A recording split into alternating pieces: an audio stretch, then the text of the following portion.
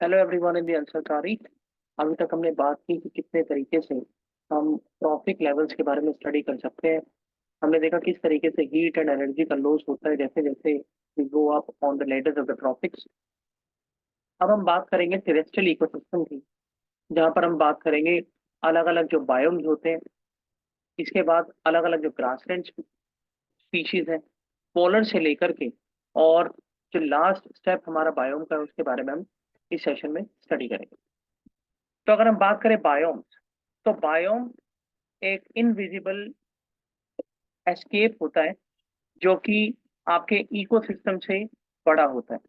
अगर हम बात करें इकोसिस्टम और बायोम में डिफरेंस की, तो एक इकोसिस्टम के अंदर आपको यूनिक स्पीशीज, कॉमन स्पीशीज मिल सकती हैं, लेकिन दो बायोम्स के बीच में आपको सेम स्पीशीज नहीं मिलेगी, डिस्टिंक्टिवनेस रहेगी। इकोसिस्टम अगर दो हैं तो दोनों का टेम्परेचर एनवायरनमेंट सेम हो सकता है, बायोम में ऐसा नहीं होता है। तो बायोम एक larger group of various ecosystems होता है। अगर हम बायोम की बात करें तो दो बायोम अगर हैं तो उनका क्लाइमेट भी अलग होगा, वेजिटेशन भी अलग होगी, बायोडाइवर्सिटी और वाइल्ड लाइफ भी सब अलग होंगी, इवन उसकी सॉइल टाइप भी अलग होगी। अगर हम यहाँ पर देखें कि कितने बायोम्स होते हैं, अगर हम सबसे टॉप पे बात करें तो polar polar is a biome. वहां पर आपको पोलर बियर ऐसी स्पीशीज मिलती हैं जिनका हम बात भी कर चुके हैं, हाइबरनेट करती हैं। इसके अलावा जो उनका सरफेस होता है वो उनके वॉल्यूम के मुकाबले ज्यादा होता है, ताकि हीट जो है वो लॉस ज्यादा ना हो पाए। टुंड्रा रीजन, जो कि सेमी पोलर रीजन या फिर आप इनको टेम्परेट रीजन्स के अंदर देख सकते हैं, वहां पर टुंड्रा स्पीशीज आपको मिलती हैं। कॉनिफरस फॉरेस्ट और हायर माउंटेन स्पीशीज आपको टुंड्रा रीजन में देखने को मिलती है। साइबेरियन रीजन की बात करें तो टुंड्रा का एग्जाम्पल है। बोरियल फॉरेस्ट यानी mix of cold and wet deciduous को हम बोरियल बोलते हैं। बोरियल फॉरेस्ट जम्मू कश्मीर अगर आप बात करें तो पीर पंजल रेंज, शिवालिक रेंज, वहां पर आपको बोरियल फॉरेस्ट देखने को मिलती है। इसके बाद अगर हम डिजर्ट्स के अंदर भी देखें तो दो तरीके के डिजर्ट, एक वार्म डिजर्ट, एक कोल्ड डिजर्ट।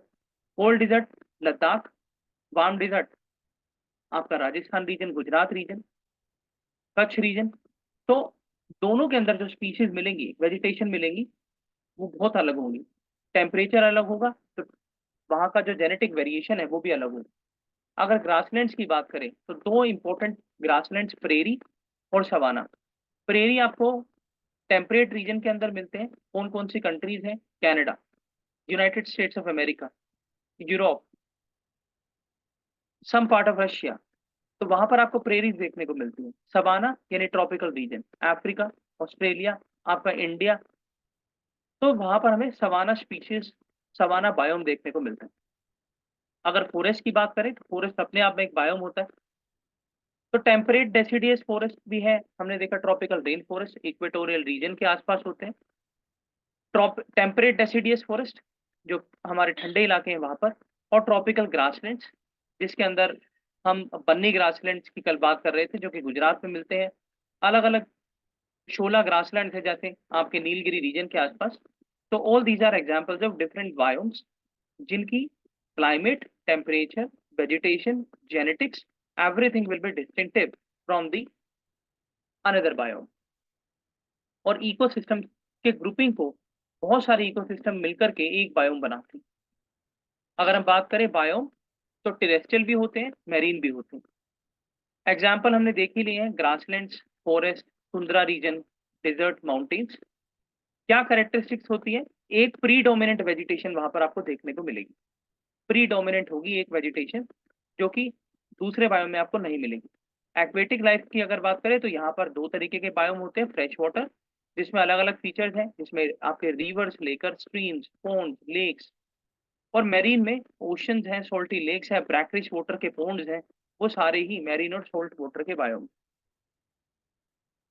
यहाँ पर हम देख सकते हैं कि इन्वर्टेड एक हमें पिरामिड दिखाया गया है, जिससे हमें ये पता लग रहा है कि किस तरीके से जो कैटेगराइजेशन है वो असेंडिंग ऑर्डर में बढ़ते हुए पूरा होता है।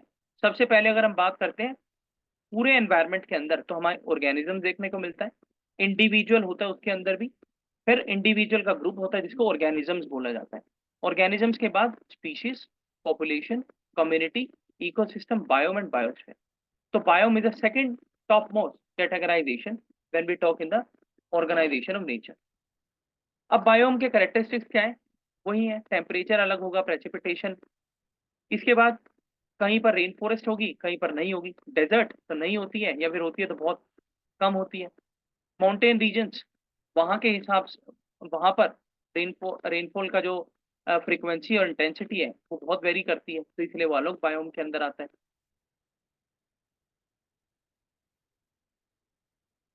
अगर हम वन बाय वन पढ़ें मेजर बायोम्स के बारे में, तो सबसे पहले हमारे यहाँ फॉरेस्ट है। अब फॉरेस्ट बायोम्स के अंदर भी अलग अलग कैटेगराइजेशन है based on the temperatures, hot regions, cold regions, tropic levels. अगर आप बात करें कोल्डर रीजन्स में, तो हमें तुंद्रा रीजन, जहाँ पे आपको mosses, lichens, different types of fungi ये देखने को मिलती है।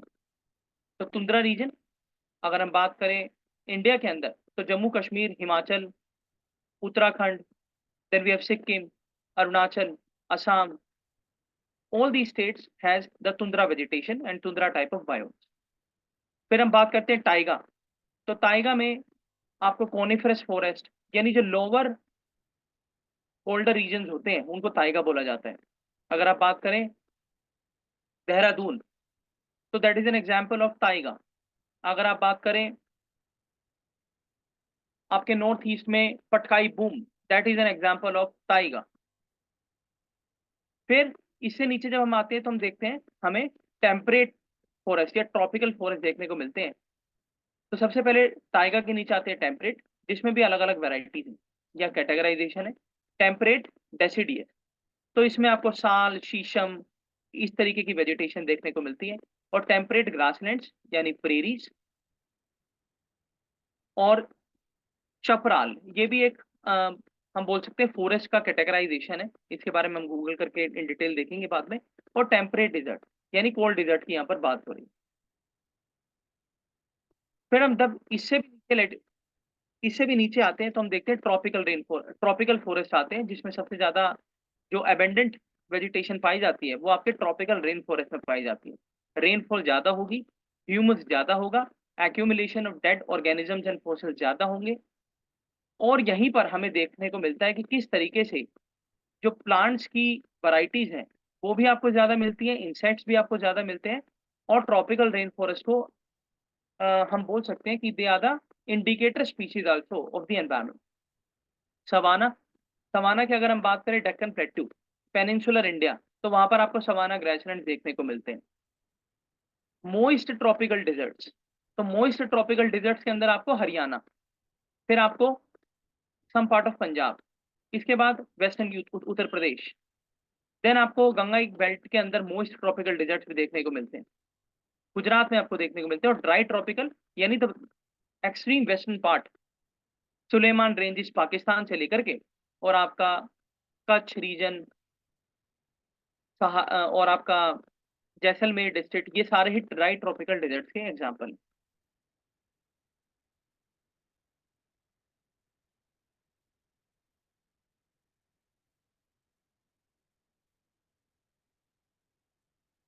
तो यहाँ पर जो ट्रीज हैं उनके स्पीशीज भी बताई गई हैं। कोनिफरस, तो कोनिफरस हमने देखा है कोन शेप में होते हैं, आपको जम्मू कश्मीर में, हिमाचल में देखने को मिलते हैं। डेसिडियस ट्रीज, इसमें बहुत सारी वैरायटीज होती हैं। डेसिडियस ट्रीज की अगर हम बात करें तो इनमें बहुत सारे ऐसी ट्री स्पीशीज होती हैं जिनको कमर्शियल पर्पस के लिए भी यूज किया जाता है, चाहे वो फर्नीचर हो या फिर चाहे आपका कंस्ट्रक्शन एक्टिविटीज हो। Sal, sheesham, neem, every tree is a part of deciduous tree. इसके अंदर भी दो कैटेगराइजेशन होती है, ड्राई डेसिडियस और वेट डेसिडियस।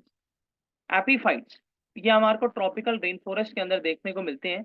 ये ऐसी प्लांट की स्पीशीज होती हैं जो बिगर प्लांट्स के ऊपर कहीं ना कहीं अ, उनके ऊपर अपनी वाटर नीड्स, अपने न्यूट्रिएंट नीड्स के लिए डिपेंडेंट होती है। So this is an example of commensalism, यानी वन स्पीशीज इज बेनिफिटिंग लेकिन दूसरे को कोई इफेक्ट नहीं पड़ रहा है। एवरग्रीन ट्री की अगर हम बात करते हैं तो इनके लीव्स काफी वाइड होते हैं और एवरग्रीन रहते हैं।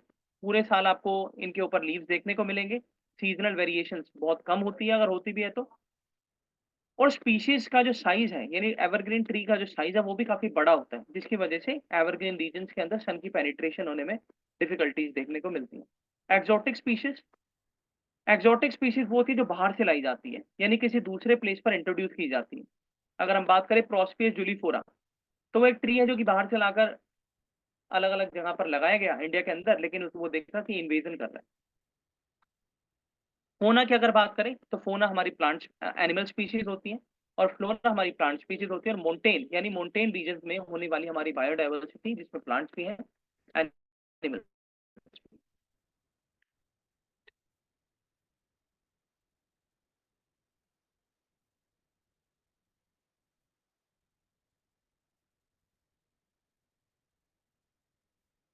नाउ वी टॉक अबाउट क्या फॉरेस्ट की कोई डेफिनेशन है। आप देख सकते हैं कि कितनी नॉन यूनिफॉर्मिटी पूरे वर्ल्ड में है फॉरेस्ट को लेकर। ये और यही one of the important region है जिसकी वजह से जो फॉरेस्ट कंजर्वेशन की हम बात करते हैं उसमें चैलेंजेस आते हैं, बिकॉज द डेफिनेशन वेरीज।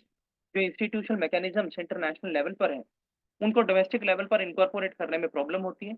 अगर हम इंटरनेशनल एजेंसी, जो कि यूनाइटेड नेशन की स्पेशलाइज एजेंसी में से एक है, UNFAO, food and agriculture organization, इनकी अगर डेफिनेशन की बात करें तो यहाँ पर वो मिसिंग है, हम बाद में उसको देख लेंगे।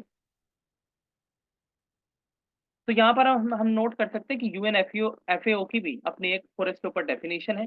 और अक्रॉस द वर्ल्ड अगर हम देखें तो कभी हम ऐसा बोल सकते हैं कि अर्थ का जो हाफ से ज्यादा एरिया था वो कभी फॉरेस्ट हुआ करते थे, लेकिन because of anthropogenic activities, natural conversion, adaptation, forest fires, हम देखते हैं कि बहुत सारा जो फॉरेस्ट रीजन है वो आज के टाइम पे हमारा डिस्ट्रक्ट हो चुका है, डिप्लीट हो चुका है। टॉप 10 कंट्रीज जहां पर आपको लार्जेस्ट फॉरेस्ट देखने को मिलते हैं, तो सबसे पहले Russia, then Brazil, then Canada, US, China. और इंडिया का 10th पोजीशन है, जहां पर हमारे पास 70 मिलियन हेक्टेयर अप्रोक्सीमेट एरिया है फॉरेस्ट का। तो India is one among the 10th, और Russia is the top most. Higher percentage forest cover की अगर बात करें, यानी वहां पर लैंड फॉरेस्ट एरिया, यानी बताया गया कि फॉरेस्ट एरिया है लेकिन पता नहीं है पेड़ है भी या नहीं है, लेकिन यहाँ पर फॉरेस्ट कवर की बात हो रही है, यानी कितने एक्चुअल में पेड़, उनका परसेंट कितना है। तो सबसे ज्यादा फ्रेंच गुयाना, सूरीनाम, माइक्रोनेशिया, ये सारी आइलैंड कंट्रीज हैं। सिचिलीज, पलाऊ, तुर्क्स। तो ये जितनी आइलैंड कंट्रीज है यहाँ पर UNFAO के हिसाब से हमें ज्यादा परसेंट ऑफ फॉरेस्ट कवर देखने को मिलता है, अगर हम इसको कंपेयर करें in contrast to the land of the forest. Now we talk about what are the characteristics of 3 major type of forest. तो हम बात करते हैं कि इक्वेटर में जो फॉरेस्ट होते हैं उनका कुछ अलग डिस्टिंक्टिवनेस होती है। बोरियल यानी जो आपके कोल एरियाज, टाइगर रीजन के अंदर होते हैं, उनकी अलग होती है। टेम्परेट फॉरेस्ट यानी सब कोल्ड और सब हॉट एरियाज। अगर हम बात करें इक्वेटोरियल और ट्रॉपिकल यानी एवरग्रीन फॉरेस्ट की, सबसे ज्यादा डाइवर्सिटी आपको देखने को मिलती है। 2 सीजन होते हैं, रेनी और ड्राई। विंटर यहाँ पर एब्सेंट होता है। टेम्परेचर की अगर बात करें तो एवरेज टेम्परेचर होता है 20 to 25 डिग्री सेल्सियस, और रेनफॉल का जो लेवल है वो ज्यादा होता है, more than 200 centimetre annual. Evenly distribute होता है। अगर हम बात करें सोइल की, एसिडिक होती है, क्यों? ह्यूमस कंटेंट ज्यादा होगा, फॉसिल फ्यूल्स का डिस्ट्रक्शन जितना नहीं हो पाता है, डेट्री वोरस इतना अच्छे से काम नहीं कर पाते, लेकिन डीकम्पोजिशन जल्दी होता है। न्यूट्रिएंट्स पुअर होते हैं यहाँ पर। अगर हम बात करें मल्टी लेड होते हैं, कैनोपी, जिसकी वजह से लाइट पेनिट्रेट नहीं कर पाती, और एपीफाइट्स यानी जो छोटे छोटे पेड़ जो इनको कमेंजलिज्म के अंडर इनके ऊपर डिपेंड हो जाते हैं, वो भी कहीं ना कहीं इनकी जो नेचुरल ग्रोथ है उसमें एक हम बोल सकते हैं कि उसको लिमिट तो नहीं करते, बट कहीं ना कहीं उसके ऊपर एक इम्पैक्ट तो जरूर डालते हैं। बायोडाइवर्सिटी की अगर बात करें, वेरी हाई। इंसेक्ट सबसे ज्यादा आपको मिलते हैं, एनिमल्स आपको सबसे ज्यादा मिलते हैं। डार्क ग्रीन लीव्स यहाँ पर होती हैं। और प्लांट्स की अगर बात करें क्या क्या आपको मिलता है, palm, mosses, ferns, vines, orchids. Fauna, bird, bat, small mammals, insects. अगर हम बोरियल फॉरेस्ट यानी कूलर रीजन्स की बात करें तो 31% ग्लोबल फॉरेस्ट एरिया है, यानी सबसे ज्यादा आपका एवरग्रीन, देन आपका ट्रॉपिकल, सॉरी, देन आपका टाइगर फॉरेस्ट। अगर बात करें कमर्शलाइजेशन सबसे ज्यादा यहाँ पर होता है, जब हम देखते हैं पाइन, स्प्रूस, इस तरीके की लकड़ियों का यूज किया जाता है, देवदार, सैंडलवुड। शॉर्ट, मॉइस्ट और वार्म समर होते हैं, और यहाँ पर विंटर भी आपको देखने को मिलते हैं। इतने ज़्यादा हार्श कंडीशन यहाँ पर नहीं होती हैं अगर हम इक्वेटर की बात करें, टेम्परेट की बात करें। स्नोफॉल होती है जिसका अप्रोक्स 40 टू 100 सेंटीमीटर पर एनुअल देखने को मिलता है। न्यूट्रिएंट में यहाँ पर पुअर होता है, जैसे कि एवरग्रीन में एसिडिक होती है यहाँ पर भी, क्योंकि ठंडा इलाका है। और दूसरा, लो लाइट पेनिट्रेशन यहाँ पे भी आपको देखने को मिलती है। क्यों? Because of the orogenic activities, mountains barrier बन जाते हैं, जिसकी वजह से पेनिट्रेशन ऑफ सनलाइट नहीं हो पाता है। अगर हम बात करें स्पीशीज, तो pine, fir, spruce, birch, larch, needle leaves, minimum surface area होता है। तो मिनिमम सरफेस एरिया होगा तो लॉस कम होगा किस चीज का? मॉइस्चर का, ड्यूरिंग द विंटर। अगर हम फोना की बात करें यानी tree species, sorry animal species, इसमें आप देख सकते हैं woodpecker. Woodpecker bird है, hawk, moose, bear, weasel, hang, lynx, fox, वॉक, deer, hares, chipmunk, shrews and bats. तो इनका हमें एक जनरल आइडिया होना चाहिए। टेम्परेट की अगर बात करें तो 17% डेसिडियस ट्रीज सबसे ज्यादा यहाँ पर देखने को मिलते हैं। इसमें दोनों टाइप्स के हैं, वेट भी है और ड्राई भी है। 4 to 6 फ्रॉस्ट फ्री मंथ्स होता है, यानी हम बोल सकते हैं कि जो एक प्लेन्स के अंदर क्लाइमेट होती है वही लगभग यहाँ पे भी देखने को मिलती है। 30 डिग्री एवरेज टेम्परेचर होता है। 75 to 150 सेंटीमीटर, जो कि आपके गंगा प्लेन्स में भी इतना ही रेनफॉल देखने को मिलती है। फर्टाइल लैंड होती है, एग्रीकल्चर कल्टीवेशन के लिए बेस्ट होती है। इसके बाद अगर हम बात करें लाइट, तो डेंस मॉडरेट यानी पेनिट्रेट होती है, और ब्रॉड लीफ ट्रीज होते हैं। इसमें अगर हम एग्जांपल देखें, basswood, cottonwood, hickory, oak, maple, willow. और प्लांट्स की अगर बात करें तो स्प्रिंग फ्लावरिंग यानी स्प्रिंग सीजन में फ्लावर्स बियर करते हैं। और अगर एनिमल्स की बात करें तो squirrel, rabbits, skunks, birds, deer, mountain lion, bobcat, timber wolf, fox and black bear. अब हम बात करें ट्रॉपिकल रेन फॉरेस्ट के बारे में इन डिटेल, तो 57% सबसे ज्यादा लेटिन अमेरिका में है। उसके बाद South East Asia, then Pacific islands and West Africa. अगर बात करें ब्राजील, तो वर्ल्ड के सबसे ज्यादा ट्रॉपिकल रेन फॉरेस्ट ब्राजील में है, और आइलैंड कंट्रीज के अंदर इवन इंक्लूडिंग इंडिया भी। टोटल एक्सटेंट की बात करें 6% है पूरे अर्थ के एरिया का। लेटराइट सोइल मिलती है। क्लाइमेट में नो ड्राई सीजन होता है, और रिच बायोडाइवर्सिटी, मल्टीपल कैनोपीज होती है। डेसिडियस, तो ठंडे इलाकों में आपको मिलेगा, Canada, North America, Europe, South East Asia. Then climate की अगर बात करें तो precipitation 75 to 125 centimetre. Hot summer, cold winters, यानी समर आपके हॉट होंगे और विंटर आपके कोल्ड होंगे, जैसा कि नॉर्मली मिलता है प्लेन्स रीजन में। फोना फोरा की हम बात कर चुके हैं। मेडिटेरेनियन फॉरेस्ट, मेडिटेरेनियन रीजन के आसपास होने वाले फॉरेस्ट। और जब हम बात करते हैं मेडिटेरेनियन रीजन, तो उसका ज्योग्राफी और फिजियोलॉजी में एक अपना ही अलग इंपॉर्टेंस है, क्योंकि जेट स्ट्रीम्स भी मेडिटेरेनियन का एक अलग रिलेशन है। जब हम बात करते हैं विंटर सीजन के अंदर इंडिया में होने वाली वेट और ड्राई स्पेल्स, वो भी मेडिटेरेनियन रीजन से ही आती हैं। और मेडिटेरेनियन फॉरेस्ट, उनका भी अपना एक अलग रोल होता है वहाँ पे। वेजिटेशन मेडिटेरेनियन की वो भी फेमस है किन चीज़ों के लिए? आपके जो फ्रूट्स एंड वेजिटेबल्स है उसके लिए मेडिटेरेनियन फॉरेस्ट जाने जाते हैं। वुडलैंड श्रब और चैपरल, तो इसी के हम ऊपर बात कर रहे थे। चैपरल क्या होता है? मेडिटेरेनियन फॉरेस्ट में मिलने वाली वुड स्पीशीज। 5 क्लाइमेटिक जोन्स होते हैं। और क्लाइमेट की अगर बात करें तो अगेन समर आपके गर्म होंगे, विंटर्स आपके ठंडे होंगे, लेकिन माइल्ड ठंडे होंगे, रेनी होंगे। और पूरे विंटर सीजन में आपको रेन देखने को मिलेगी। प्रेसिपिटेशन 100 सेंटीमीटर से लेस होगा। इंडिया की अगर आप बात करें तो इंडिया में किस तरीके से क्लासिफिकेशन है, तो हमारे यहाँ सेट क्लासिफिकेशन सिस्टम 1968 में किया गया, जिसको यूज किया जाता है फॉरेस्ट सर्वे ऑफ इंडिया के द्वारा भी। 6 मेजर टाइप से हमने क्लाइमेटिक फैक्टर्स को डिवाइड किया, और उन्हीं के हिसाब से हमारे यहाँ 16 टाइप्स के ग्रुप्स डिवाइड किए गए। 200 से ज्यादा फॉरेस्ट टाइप्स बताए गए हैं, लोकेशन, सोइल कंडीशन, क्लाइमेट के बिहाफ पे। और we have the Indian Council of Forest Research and Education, जो कि ICAR के अंदर काम करती है, चैंपियन स्टेट क्लासिफिकेशन को रिवाइज करती है। अगर हम बात करें परसेंट के हिसाब से, सबसे ज्यादा हमें इंडिया के अंदर डेसिडियस, डेसिडियस में भी dry 42%, then moist 20%, semi evergreen around 14%। Now if we talk about the regions, आपको कहाँ कहाँ मिलते हैं, तो आप लोग इसको ब्रीफ में देख सकते हैं कि ड्राई डेसिडियस आपको अ, आपके डेक्कन रीजन्स में और आपके वेस्टर्न इंडिया में मिलते हैं। ट्रॉपिकल मॉइस्ट की अगर बात करें तो वेस्टर्न घाट्स रेनफॉल ज़्यादा होती है। हिमालयन स्टेट्स उत्तराखंड आ गया, हिमाचल आ गया, आपके नॉर्थ ईस्ट आ गए, वहाँ पर वेस्ट बंगाल राजमहल हिल्स ज़्यादा रेन होती है, वहाँ पर भी आपको मिलेंगे। Semi evergreen western Ghats, Himalayan, तो हिमालयन में मिलते हैं आपको सेंट्रल वेस्टर्न हिमालयस में। नॉर्दर्न हिमालयस में आपको वेट नहीं मिलेंगे, वहाँ पे हार्श क्लाइमेट होती है।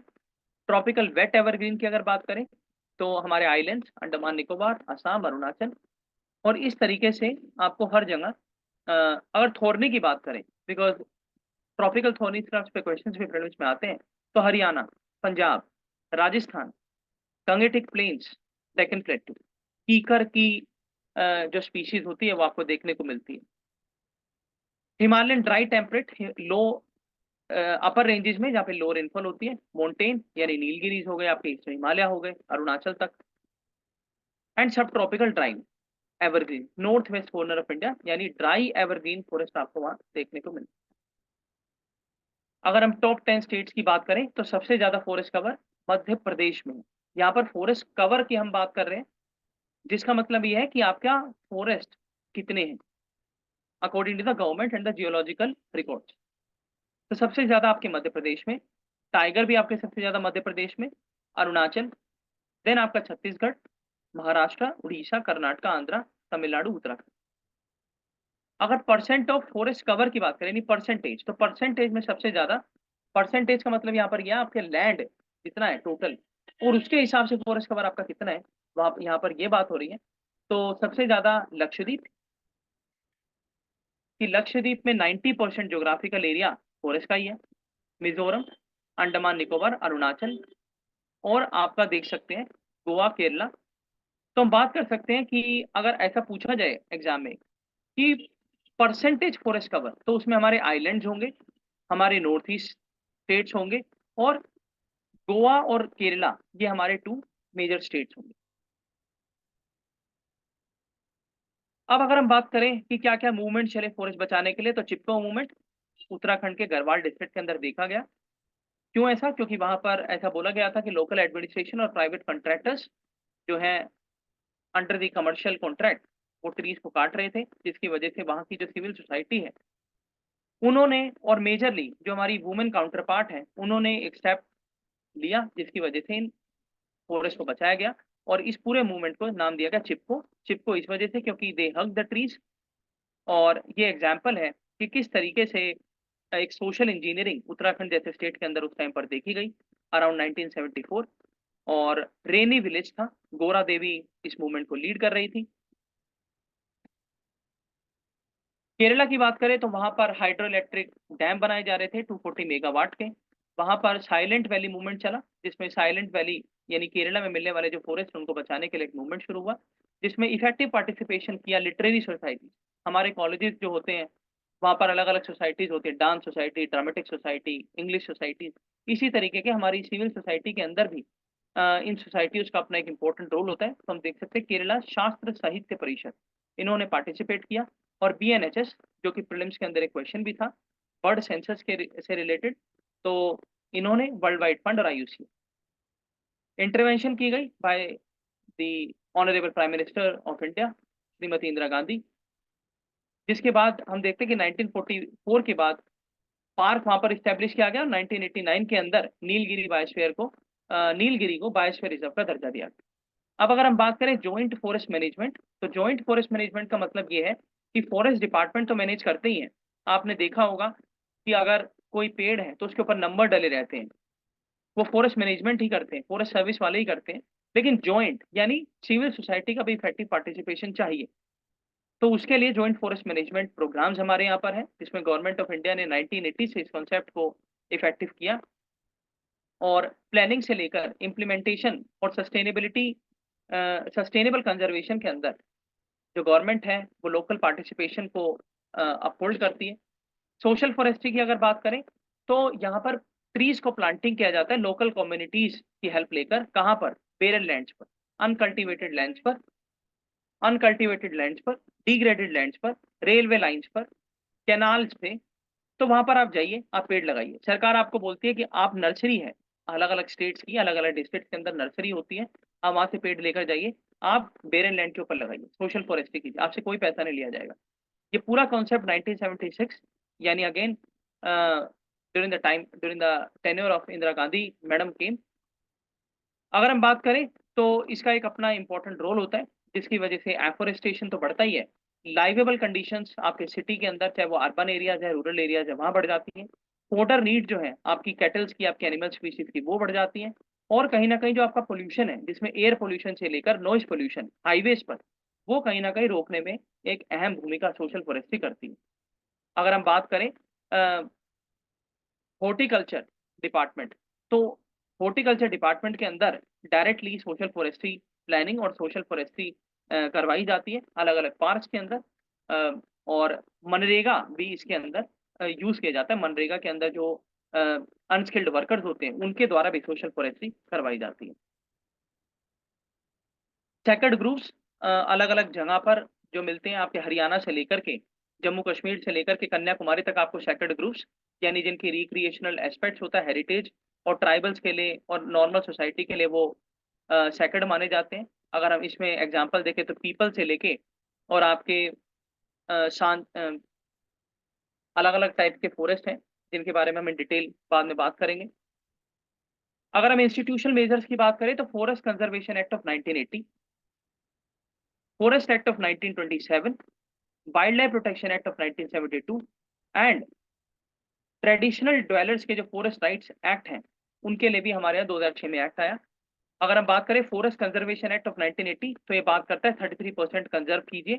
फॉरेस्ट को कंजर्व करने के लिए आप सोशल फॉरेस्ट्री कीजिए, जॉइंट फॉरेस्ट मैनेजमेंट कीजिए। वाइल्ड प्रोटेक्शन एक्ट 1972 के अंदर बात की जाती है अलग अलग जो बॉडीज बनाई जाएंगी, जिसमें आपका टाइगर से रिलेटेड एनटीसीए है, एलिफेंट से रिलेटेड एलिफेंट बोर्ड है, एनिमल से रिलेटेड एनिमल वेलफेयर बोर्ड आते हैं। वाइल्ड लाइफ प्रोटेक्शन दो चीजें की जाएंगी, वाइल्ड लाइफ फ्लोरा होना। और अगर हम बात करें 2023 के अमेंडमेंट की, तो पहले यहाँ पर 6 कैटेगरीज होती थी, अभी 4 कैटेगरी है। प्लांट्स की एक, एनिमल्स की एक, विनोम की एक, और साइट से रिलेटेड जितनी स्पीशीज है उनके लिए एक। तो 4 स्पीशीज है। और कहीं ना कहीं थोड़ा रिलैक्सेशन WPA 1972 के अंदर की गई है। Nonetheless, we can say that it is aiming towards the conservation of the wildlife. अगर हम बात करें नेशनल फॉरेस्ट पॉलिसी 1988 की, तो ये बात करती है फॉरेस्ट लैंड को प्रोटेक्ट कीजिए, प्रोडक्टिविटी बढ़ाइए, national park, sanctuary, biosphere reserves, तीनों ही एग्जांपल्स। अगर हम बात करें नेशनल पार्क्स की, तो ये एग्जांपल है इन सीटू। सेंचुरीज और बायोस्फीयर रिजर्व्स की बात करें तो एग्जांपल है एक्स सीटू। मास मूवमेंट अगर होना होता है तो आप करवाइए, उसको सपोर्ट कीजिए। National forest commission justice BN कृपाल जी, इनके अंडर में बनाया गया। क्या ये बोले, फॉरेस्ट और वाइल्ड लाइफ का लॉन्ग टर्म बेटरमेंट किया जाए, फॉरेस्ट के ऊपर जो कम्युनिटीज डिपेंडेंट है उनको सेफगार्ड किया जाए, जो कि 2006 के एक्ट के द्वारा किया जाता है। इसी के साथ जब हम बात करते हैं नेशनल पार्क्स, तो वहां पर उनको थोड़ी लीवरेज दी जाती है कि फेलिंग प्रोडक्ट जो भी होगा आप उसको अपने लिए यूज कर सकते हैं। नेशनल कमिटमेंट बताई गई है नेशनल फॉरेस्ट पॉलिसी 1988 को, कि आप इकोलॉजिकल सिक्योरिटी के लिए इसे नेशनल कमिटमेंट बनाइए। So in this session, we are ending here. In the next session, we will continue with the grasslands. So thank you so much.